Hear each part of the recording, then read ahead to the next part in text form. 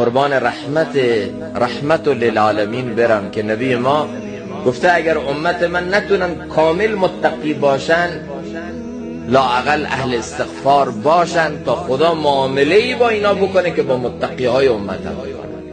لذا عزیزان استغفار رو بر خودمون لازم بگیریم. بعد از هر عبادت استغفار کنیم، در کنار هر نعمت استغفار کنیم و اگر گناهی صادر شد خب به طریق اولا دیگه فوراً رو به استغفار به مداومت بر گناه نکنیم.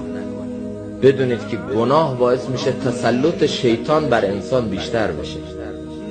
هر چه گناه بکنید بر دل زنگاری میاد، تاریکی میاد و از این تاریکی و زنگار شیطان استفاده میکنه و بر انسان قدرت بیشتری برای گمراهی پیدا میکنه. فاذلهم الشیطان ببعض ما کسب، یعنی عملکرد منفی خود اینها دلهای اینها رو تیره کرد، دلهای اینها رو تاریک کرد و از این تاریکی و ظلمت شیطان استفاده کرد بیشتر گمراهش. استغفار کنید.